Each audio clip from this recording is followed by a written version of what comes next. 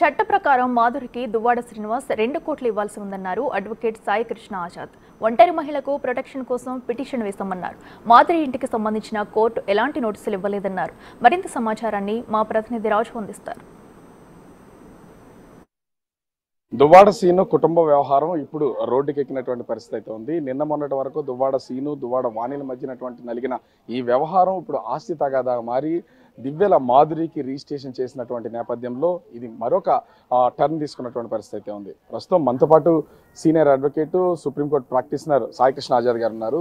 అంటే హైదరాబాద్ నుంచి ఇక్కడ వరకు వచ్చి ఈ కేసుని టేకప్ చేయడం అంటే కేసు ముందు నుంచే నడుస్తుందా? అసలు ఈ కేసుకు సంబంధించినటువంటి పూర్వపరాలు ఏమున్నాయి దీంట్లో? ఒకటండి, యాక్చువల్గా ఈమె దివ్యల మాధురి అనే ఆమె నా పాత క్లయింట్. ఇప్పుడు 7 years నుంచి వాళ్ళ సంబంధించిన కేసులు అంటూ నాకే పంపిస్తుంటారు. ప్లస్ శ్రీనివాస్ గారు కూడా ఎప్పటి నుంచో మనకి క్లయింట్ అనమాట. సో క్లయింట్ రిలేషన్తో నేను రావడం జరిగింది. అయితే ఈరోజు ఎందుకు రావాల్సి వచ్చింది అంటే, గత కొద్ది రోజులుగా వాళ్ళిద్దరి మధ్య ఏదైతే నడుస్తూ ఉంది, తర్వాత అంతకుముందు ఆయన 2 కోట్ల రూపాయలు ఈమెకి ఇవ్వాల్సి ఉంది.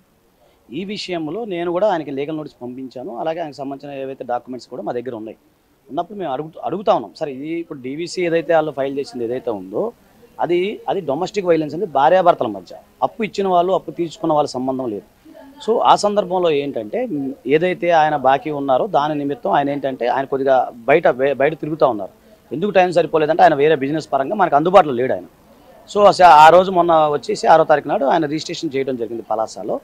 చేసిన తర్వాత జరిగిన పరిణామాల క్రమంలో ఏంటంటే ఈమెకి ప్రొడక్షన్ అనేది అవసరం ఇక్కడ. సో అది ప్రొడక్షన్ కోసము ఆమెకు ప్రాణహాని ఉందని చెప్తున్నారు కాబట్టి దాని గురించి ఏమన్నా కేసు ఫైల్ చేయడానికి లేదా కోర్టులో దీని మీద ఏమైనా పిటిషన్ వేయడానికి వచ్చారా?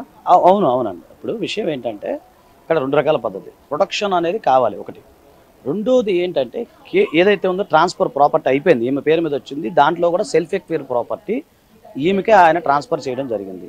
సో దానికి సంబంధించి ఆమెకి ఇక్కడ కొంత నిన్న మొన్న జరిగిన పరిణామ క్రమాలు ఏవైతే ఉన్నాయో మనం చూసాం.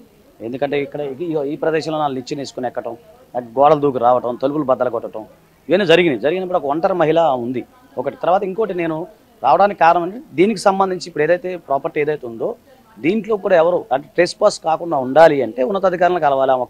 ఒక మహిళ కాబట్టి ఆమెకు సపోర్ట్ ప్రజెంట్ లేదు. సో అదొకటి. ప్లస్ ఆమె నా పాత క్లయింట్.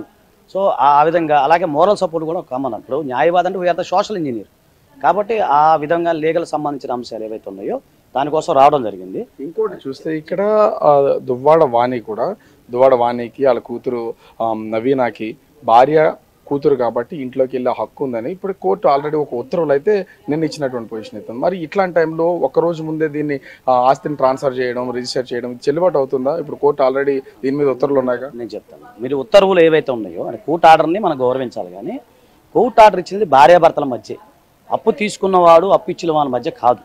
సో ఈ ఇంటికి సంబంధించి లీగల్గా ఎలాంటి లిటిగేషన్ అంటూ ఏం లేదు, లీగల్ కాంప్లికేషన్ అంటూ ఏమీ లేదు ఒకటి.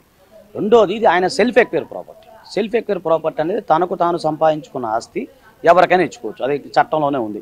భార్యకి కానీ కూతురుకి కానీ ఏ విధమైన హక్కు లేదని చెప్తారా? అదే నేను చెప్తున్నాను సార్. అదే అంటే వాళ్ళ సంతకాలు ఏం అవసరం లేదు దీంట్లో. అక్కడ సబ్జెక్ట్ చెప్తాను.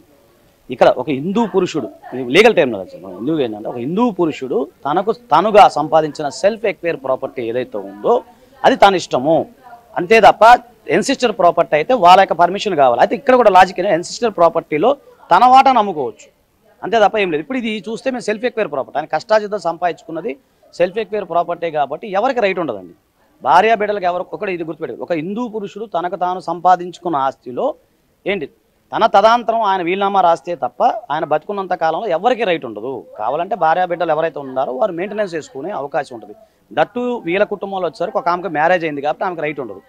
సో ఆమె భార్య ఎవరైతే ఉన్నారో ఆమె ఇంకా పెళ్లి కాసిన అమ్మాయి ఒక పాప ఉన్నట్టుంది, వాళ్ళిద్దరికి మెయింటెనెన్స్ వేసే అధికారం ఉంది. ఇంకొక విషయం మీకు తీసుకురావాలి ఏంటంటే డొమెస్టిక్ వైలెన్స్లో ఒక మహిళ భార్య ఎవరైతే ఉన్నారో ఆమె తనకు ఉండటానికి నివాసం లేదు అని చెప్పి కోర్టు వారికి దృష్టికి తీసుకొచ్చినప్పుడు మాత్రమే. కాకపోతే ఇక్కడ తెలిసిన అంశం ఏంటంటే ఆమెకు దాదాపు 6 కోట్ల రూపాయలు ఇంట్లో ఆమె నివసిస్తున్నారు. ఒకటి ఈ విషయాన్ని కోర్టు దృష్టికి ఏమన్నా మీరు తీసుకెళ్తారా? ఒకటండి, ఇది అంటే అది యాక్చువల్గా నేను ఆయన తరపు అడ్వకేట్ కాదు, నేను తీసుకున్న సమాచారం మేరకు అది. సో ఆధార్ తరపున అడ్వకేట్ గారికి కూడా మేము ఇన్ఫర్మేషన్ ఇచ్చాము. అది దాని మీద అప్పీల్ నడుస్తున్నట్టు అంటే నిన్న ఈరోజు కోర్టు హాలిడేస్ ఉన్నాయి కాబట్టి అప్పీల్ నడుస్తూ ఉన్నాయి. ఆ విషయం ఖచ్చితంగా మేము తీసుకెళ్తాం. కింద కోర్టు కాబట్టి ఆ అప్పీల్కైనా మేము తీసుకెళ్ళి చూపిస్తాము. తర్వాత ఈమె విషయంలో వచ్చేసరికి దీనికి సంబంధించి రిస్ట్రైనింగ్ ఆర్డర్ ఏదైతే ఇంజక్షన్ సూట్ మేము ఫైల్ చేయడానికి సిద్ధంగా ఉన్నాము, ఎవరు రావడానికి లేదు. అలాగే నేను ఎస్ఐ గారికి మన సిఐ గారిని కలిసి మేము కంప్లైంట్ కూడా ఇవ్వడం జరిగింది. సో దాని మీద పోలీసు వారి పాత్ర కూడా నిన్న బాగా సపోర్ట్ చేయడం జరిగింది. ఇంకా ఫర్దర్గా కూడా దీంట్లో ఎవరు రాకూడదు అన్న ఉద్దేశంతో దానికి సంబంధించిన లీగల్ ఏదైతే ఉందో ప్రొసీజర్ ఏదైతే ఉందో అవి చేయడానికి సిద్ధంగా ఉన్నాం.